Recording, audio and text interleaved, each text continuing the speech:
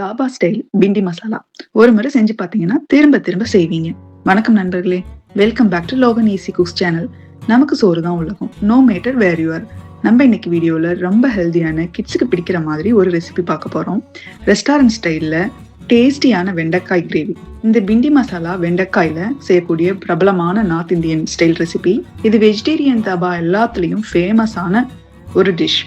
இது பெரும்பாலும் ரொட்டி, சாதம் அல்லது நானுக்கு சைட் டிஷ்ஷா கொடுப்பாங்க. அது மட்டும் இல்லை, வீடியோவை ஸ்கிப் பண்ணாம முழுசா பாருங்க. வீடியோ எண்ட்ல ஒரு கிச்சன் டிப்ஸ் இருக்கு. இந்த மாதிரி பயனுள்ள தகவல்களோட இன்ஸ்டன்ட் குக்கிங் ரெசிபி தெரிஞ்சுக்க மறக்காம லோகன் ஈஸி குக்ஸ் சேனலை சப்ஸ்கிரைப் பண்ணிடுங்க. வாங்க இப்ப ரெசிபிக்குள்ள போகலாம். இந்த ரெசிபி செய்யறதுக்கு 200 கிராம் அளவுக்கு வெண்டைக்காயை கட் பண்ணி வச்சுக்கோங்க. ஒரு 2 மீடியம் சைஸ் பெரிய வெங்காயத்தை பொடி பொடியா நறுக்கி வச்சுக்கோங்க. ரொம்ப பெரிய வெங்காயமா இருந்தா 1 மட்டும் கூட போதும். 2 தக்காளி சின்னதா எடுத்து அதையும் பொடி பொடியா நறுக்கிக்கலாம். இப்போ ஒரு பேன்ல 3 ஸ்பூன் நல்லெண்ணெய் சூடு பண்ணிக்கோங்க. நல்லெண்ணெய் சேர்த்து செய்தா டேஸ்ட் அருமையா இருக்கும்.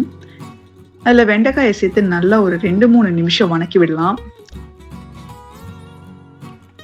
இந்த அளவுக்கு வணக்கினா போதும். இப்ப தனியா எடுத்து வச்சுட்டு அதே பேன்ல இன்னும் 2 ஸ்பூன் எண்ணெய் சேர்த்துக்கோங்க. 1 ஸ்பூன் சீரகம் சேர்த்து பொரிஞ்சு வந்ததும் நறுக்கி வச்சிருக்கிற வெங்காயத்தையும் 2 பச்சை மிளகாயும் சேர்த்து நல்லா பொன்னிறமா வர வரைக்கும் வணக்கி விடுங்க. ஒரு 1/4 ஸ்பூன் உப்பு சேர்த்து வதக்கினா வெங்காயம் சீக்கிரம் வதங்கிடும். நல்லா பொன்னிறமா வெங்காயம் வதங்கினதுக்கு அப்புறம் ஒரு 1/4 ஸ்பூன் அளவுக்கு இஞ்சி பூண்டு பேஸ்ட் சேர்த்து பச்சை வாசனை போற வரைக்கும் 1 நிமிஷம் நல்லா வணக்கி விடுங்க.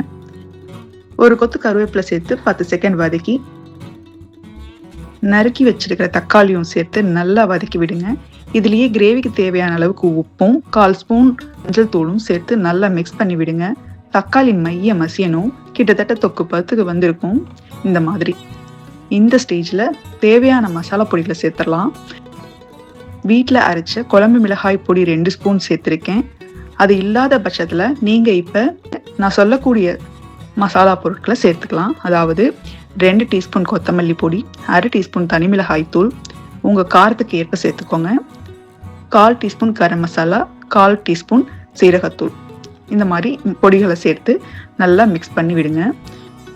இப்போ மசாலா பொடிகளை சேர்த்து ஒரு 2 நிமிஷம் மூடி போட்டு பர்னரை மீடியம் ஃப்ளேமில் வச்சு வேக விடுங்க.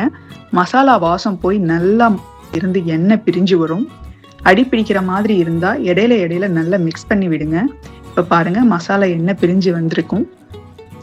இந்த ஸ்டேஜில் ஒரு 3 ஸ்பூன் தயிர் கெட்டியா இருந்துச்சுன்னா கரைச்சி விடுங்க. கிரீமியா இருக்கிற மாதிரி கரைச்சி விட்டுடுங்க. அதை சேர்த்து நல்லா மிக்ஸ் பண்ணி விடுங்க. மறுபடியும் மூடி போட்டு ஒரு 2 நிமிஷம் கொதிக்க விடுங்க.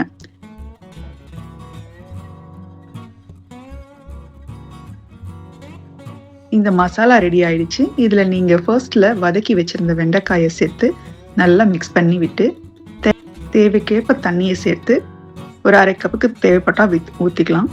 இல்லை அதுக்கு அதிகமாகவோ குறைச்சோ நீங்கள் கிரேவி கன்சிஸ்டன்சியை பார்த்து தண்ணி சேர்த்து மூடி போட்டு 3 to 5 நிமிஷம் வேக விடுங்க. இடையில பார்த்துக்கோங்க அடி பிடிச்சிருக்கான்னு. அவ்வளோதான், சுவையான கிரேவி ரெடி ஆயிடுச்சு. இதில் கொத்தமல்லி தழை இருந்தால் சேர்த்து ஒரு 1/2 ஸ்பூன் அளவுக்கு பட்டர் இருந்தால் சேர்த்து இன்னும் 1 நிமிஷம் சிம்மில் அடுப்பை வச்சிடலாம். பட்டர் சேர்க்கிறது ஆப்ஷனல் தான். பட்டர் சேர்த்து செய்தால் க்ரீமியாக டேஸ்ட் நல்லா இருக்கும். தபா ஸ்டைலில் வெண்டைக்காய் கிரேவி ரெடி ஆயிடுச்சு. இது சூடான சாதம், சப்பாத்தி, தோசை எல்லாத்துக்கும் ரொம்ப நல்லா இருக்கும். இந்த தபா ஸ்டைல் வெண்டைக்காய் கிரேவி மெத்தட் ட்ரை பண்ணி பாருங்க நீங்களும். நான் இன்னைக்கு உங்களோட ஷேர் பண்ணிக்க போகிற கிச்சன் டிப்ஸ் வெண்டைக்காயை 1 வாரம் 10 நாளைக்கு மட்டும் கெட்டு போகாமல் எப்படி ஸ்டோர் பண்ணலாம் அப்படின்னு தான். நான் என்னோட இன்னொரு வீடியோவில் வெண்டைக்காய் சாதம் ரெசிபி வீடியோவில் 15 நாட்களுக்கு மேலே எப்படி ஃப்ரெஷ்ஷாக ஸ்டோர் பண்ணணும் அப்படின்னு சொல்லியிருந்தேன். அதாவது ஒரு முட்டை பாக்ஸ் மாதிரியான கார்ட்போர்ட் பாக்ஸில் ஸ்டோர் பண்ணினா 2 வாரத்துக்கு மேலே ஃப்ரெஷ்ஷாக இருக்கும்.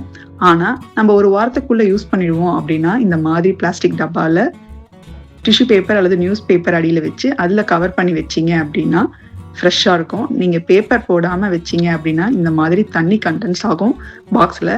அப்போ காய் அழுகி போன மாதிரி ஆகிடும்.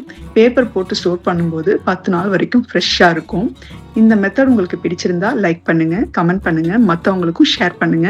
இது மாதிரி யூஸ்ஃபுல் டிப்ஸோட இன்ஸ்டன்ட் குக்கிங் ரெசிபி தெரிஞ்சுக்க நம்ம லோகன் ஈஸி குக்ஸ் சேனலை சப்ஸ்கிரைப் பண்ணிடுங்க. மறக்காம நோட்டிஃபிகேஷன் பட்டனை அழுத்திக்கோங்க. நல்லா சாப்பிடுங்க, உடம்புக்கு நல்லதையே சாப்பிடுங்க. மீண்டும் ஒரு இன்ஸ்டன்ட் ரெசிபியோட சந்திப்போம்.